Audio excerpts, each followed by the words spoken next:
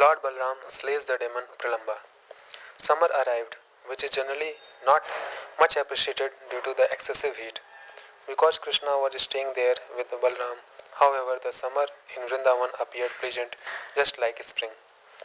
The sound of the waterfalls covered the cricket's noise, and the trees were constantly moistened by spray coming from those waterfalls. The breeze carried the pollen of many varieties of lotuses and lilies that grew in the river and lakes, cooling the Vrindavan atmosphere.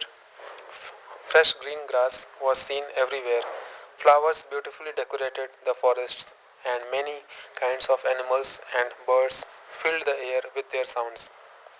To enjoy his pastimes, Lord Krishna, accompanied by Balram and surrounded by the cowherd boys and the cows, entered the forest of Vrindavan while playing his flute, decorating themselves with newly grown grass, peacock feathers, garlands of flowers, clusters of flower buds, and colored minerals. Balram, Krishna, and their friends danced, wrestled, and sang. Because Krishna and Balram had not yet undergone the hair cutting ceremony, their clustered hair resembled crow feathers. As Krishna danced, some of the boys accompanied him by singing while others played flutes, hand cymbals, and buffalo horns, and still others praised him. Demigods used to come there disguised as cowherd boys and also engage in praising Krishna. Krishna and Balram played with their cowherd boy friends by whirling about, leaping, slapping one another, and fighting. Sometimes Krishna and Balram would pull the other boys' hairs. While the other boys were dancing, Krishna and Balram would sometimes accompany them with song and instruments, and sometimes they would praise the boys by saying, "Very good, very good." Sometimes the boys would play with bilva or kumbha fruit. Sometimes they would play hide and seek and blind man's bluff, and sometimes they would imitate the animals and birds. The boys played many sorts of games. They would throw a piece, they would throw fruit into air and then try to hit it with other fruit. One boy would approach a blindfolded boy, placed his palms over his eyes. Then simply by feel of his hands, the blindfolded boy would have to guess who it was. In such games, the boys would give prizes of flutes or walking sticks to the winners. One day, as the boys were tending the cows in this way, the demon Pralamba entered within their midst, disguised as a cowherd boy who had stayed home that day. Krishna immediately understood this, but he pretended to accept the demon as a friend. While at the same time considering how to kill him, Krishna then called the boys, saying, "Come, let's play. We will divide ourselves into two equal teams." The boys chose Krishna and Balram as the leaders of the two teams. Some then joined Krishna's side while others joined Balram's. The boys then paired off to fight, and the loser had to carry the winners on their backs. While being carried by one another and at the same time tending the cows, the boys followed Krishna to a banyan tree known as Bhandiraka, which was so dense and large that it resembled a cloud sitting upon the earth. When Sridhama, Vrishabha, and the other members of Lord Balram's party came out victorious, Krishna and his followers had to carry them. Krishna carried Sridhama, Bhadrasen carried Vrishabha, and Pralamba carried Balram. Considering Krishna to be invincible, Pralamba quickly carried Balram far away and out of sight. But as Pralambhasur carried Balram, the Lord became as heavy as Mount Sumeru, thus forcing the demon to slow down. Pralamba then had to revert to his actual form, an effulgent body covered with golden ornaments that resembled a cloud flashing with lightning, light reflected from the golden ornaments and carrying the moon.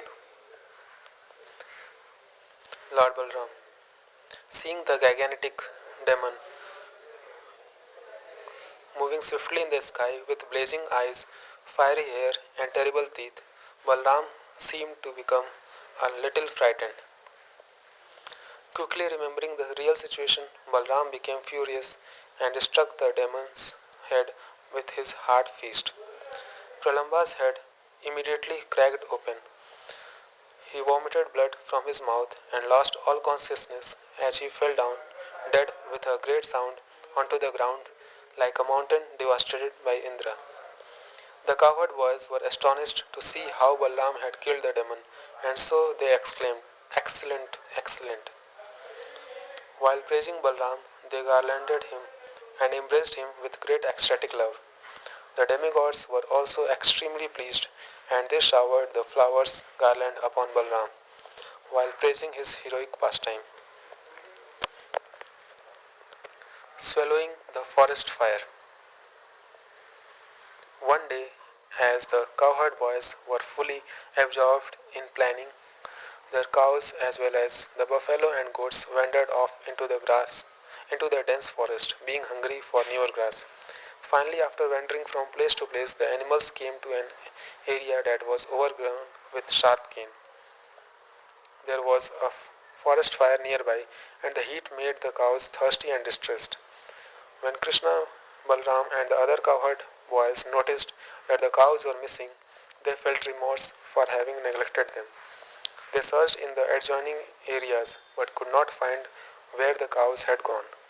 Next, they looked carefully for the cows' hoof prints, and then they followed the path that had been created by the eaten grass and foliage crushed by the herd.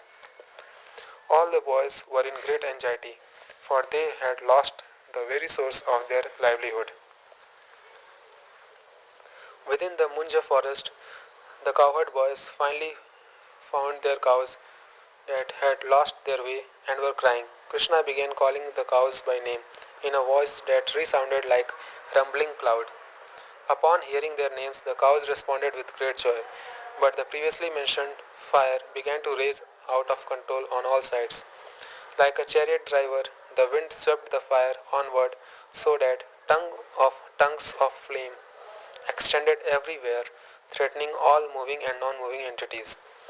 The cowherd boys became very afraid, and so they approached Krishna and Balram for shelter while saying, "O Krishna, Krishna, O Rama, please save us, your devotees, for we are about to be burnt by the forest fire, and so have come to take shelter of you." Upon hearing these pleas, Lord Krishna told the cowherd boys, "Just close your eyes and do not be afraid." The boys replied, "All right," and immediately closed their eyes. Then the Supreme Lord, the master of all mystic power, opened his mouth and swallowed the terrible fire, thus saving his friends from danger. When the cowherd boys opened their eyes, they were amazed to find that not only were they saved from the fire, but also they were back at the Bhandira tree. Understanding that they had been rescued by Lord's mystic power, they began to consider that he must be a demigod. It was now late in the afternoon, and so Krishna, accompanied by Balram, turned the cows back towards home. While playing his flute in a special way, Krishna entered the cowherd village in the company of his friends, who were all chanting his glories. The young gopis took the greatest pleasure in seeing Govinda come home, because for them a moment's separation from the Lord seemed like 100 millenniums.